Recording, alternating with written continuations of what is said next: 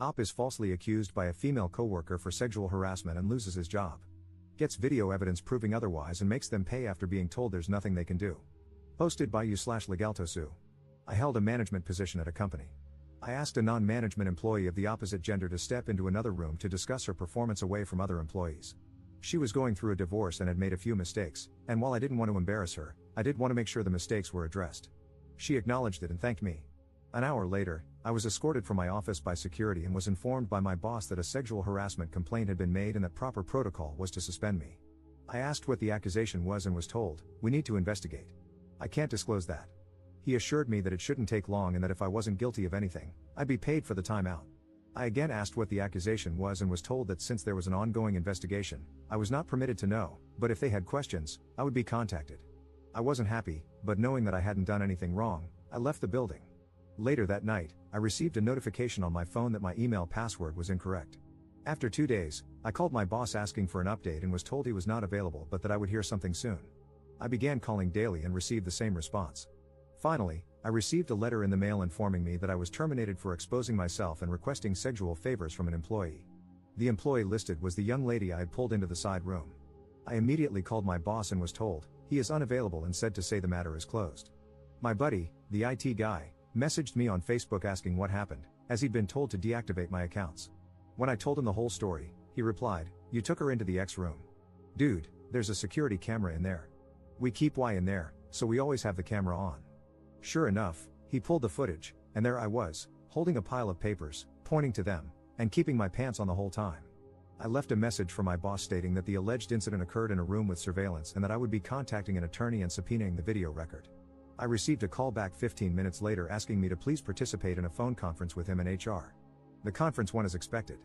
They didn't realize it had occurred in a room with surveillance. They have a zero-tolerance policy that they have to enforce. You can't be too careful in this day and age, and they regret that this didn't come to light sooner. They've already replaced me, and as it wouldn't be fair to terminate my replacement since she's done nothing wrong, they don't have a job to offer me back. However, as a gesture of goodwill, they're going to pay me through my suspension, change my file so it reads that I voluntarily resigned, and provide me with a good reference. I replied that this wasn't acceptable. They made a false accusation against me, withheld vital information that I could have easily refuted, refused to take my calls, and completely failed in their own investigation by not checking video footage that would have immediately exonerated me. They asked what I thought would be fair. I told them they could immediately terminate the employee who made the accusation and either give me my job back or pay me 1 year's salary in addition to what was offered. My boss said that he could not discuss another employee with me and that neither of those options was feasible. The only options I had were what he had already offered. I replied that the options I gave were the only way I wouldn't sue the company along with the employee. My boss replied that I signed an agreement when I was first hired stating that I would take all disputes through arbitration and that I waived my right to sue the company. I do not remember signing the agreement, and I have not seen it, but it apparently says that I will take all disputes to arbitration, I will bear the costs of arbitration, and that I will accept the decision in arbitration. He stated that I will not fare any better in arbitration than what he's already offered and that I'll be out the money to cover the arbitration. I feel like I'm being bullied here and don't think he would have scheduled a phone conference with such immediacy if he didn't think the company was vulnerable to a lawsuit. I'm waiting on a call back from a few employment attorneys. Do I have a case? Am I wrong to feel that this is unacceptable? Relevant comments. Commenter. Get a lawyer and have them subpoena that video before it gets lost. Ops response. I have the whole conference on tape. My boss admitted that the tape proves the accusation was unfounded and that, had they seen it earlier, they could have offered me my job back. Commenter 2. Yes, you can sue. You can sue the company or the woman who made the false allegations. Ops response. She's been ranting about fighting her husband for the house during the divorce. I wonder how pissed she's going to be when she has to fight me for it. I had sympathy for her because I knew she was going through a tough time, but after this? I fully intend to take her to court. I'm going to go after her for every dime she has. Update 3 weeks later. Quite a bit has happened in the last few weeks. A friend of mine at another company, after hearing what happened, told me his company had an opening. I applied, interviewed, and at the end, the manager asked me what I like to be called. 2 days later, I got a call saying they'd gone with another candidate. My friend admitted to me that he'd gotten some flack for recommending me. Apparently, HR had worked with one of the employees at my former company and called the employee to ask what the deal was with me. To which the employee responded, he got fired for sexually assaulting a subordinate. I think he's actually being charged criminally. I'm literally crying as I type this. It's a nightmare that won't end. Long story short, I lost my crap, called up my old company, but my boss wouldn't get on the phone with me. I had an attorney draft a letter of demand and send it off. We scheduled another phone conference. They once again regret that an employee provided a reference outside of the prescribed channels. The employee was coached on the proper way to handle such requests. My attorney informed them that, in addition to wrongful termination, we would be adding defamation to our complaint against them. They insist that they have not broken any laws and cannot control the actions of an individual employee who went against company policy. So we're at an impasse. Either I move ahead against them, or I walk away. At this point, I'm ready to drag this through court.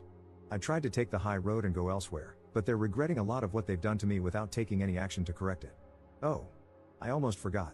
A few days after my last post, they sent me a packet of papers, standard non-disclosure notifications, COBRA, and a blank copy of the arbitration agreement for me to sign. Why a blank one, you ask? Well, it seems somebody screwed up. They weren't making people sign when I was hired, and HR never bothered to have me sign the agreement while I worked there. Of course, I have signed nothing they sent me, including that agreement. I considered allowing arbitration if they covered the costs and I had approval over who was selected, but my attorney has advised against that. I wish I had better news to report. Things aren't as hopeless as they first seemed, but they're not easily fixable either. As for the employee who made the accusation, I know you're eager to hear, but at this point, I can't comment on what's happening there. Thanks for all of the advice and support so far. I promise to update when everything resolves, if not sooner, as much as I can. Second update 1 year later. Everything has been resolved, and I've been wanting to give you guys an update, but I had to wait until my lawyer gave me the okay to talk about things. So let's start from the beginning. I pulled one of my direct reports, Deborah, into another room to discuss a few mistakes she made but did not discipline her further. After this, she went to Joyce, one of the managers above me but not in my direct line of report, equal to my boss in terms of reporting structure.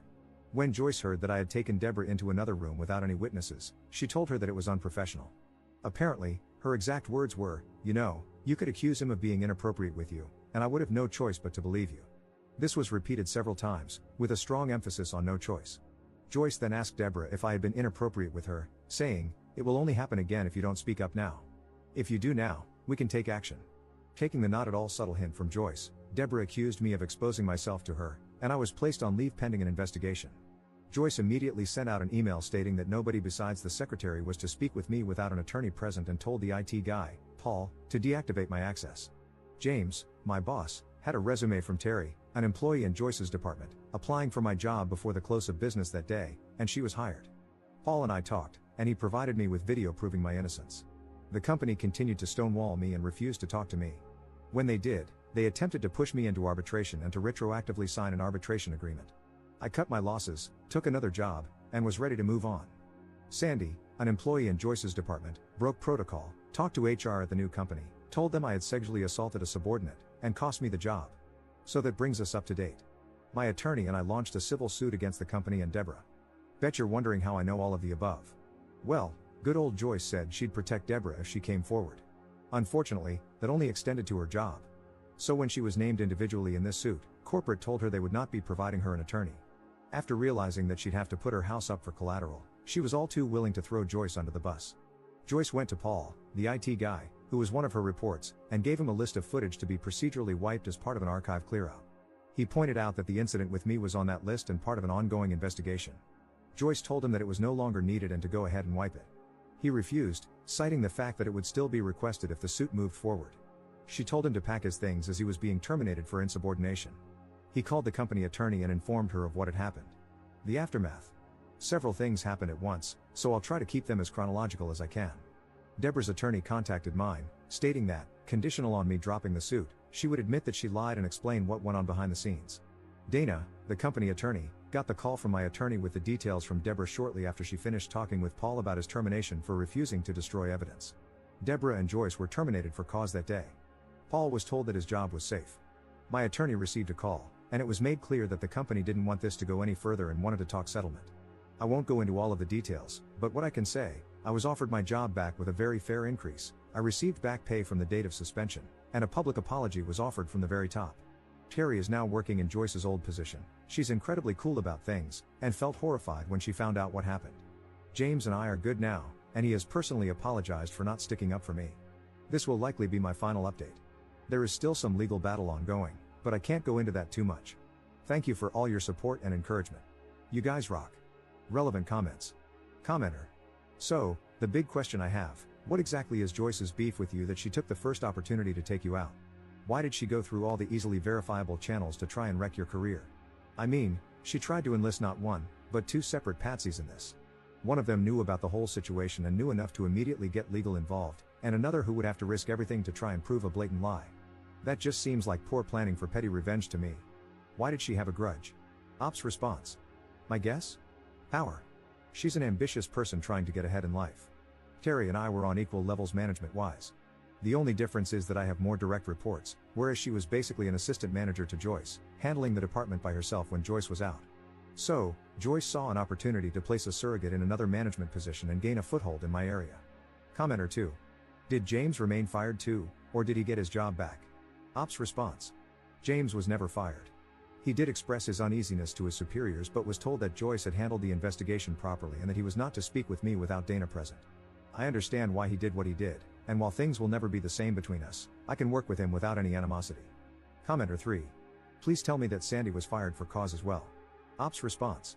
Sandy kept her job. I don't have any bitterness toward her, and I don't know that I would have done differently if a friend had called me, other than that I probably wouldn't have spread an unfounded rumor. Commenter 4. I imagine poor Dana getting 3 phone calls in a row. 1.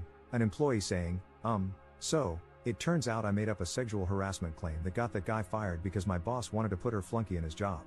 LOL, whoops.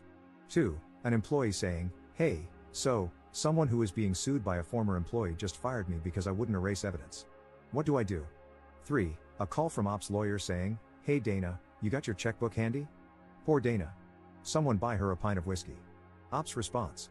I don't know this officially, but it's gotten back to me from a few people that after my attorney called, Dana walked into our CEO's office and said, you need to either settle or get outside counsel because there is not a chance in hell I'm walking into a courtroom to defend this effing nightmare. Additional info from Op regarding his future at this company. Believe me, I'm not planning on staying here. However, without giving too much away, this is a very tight-knit industry. People talk, and I was pretty much scorched earth. By clearing my name, being welcomed back, and putting in some time, I'm making sure I have all my ducks in a row before I get the hell out of here.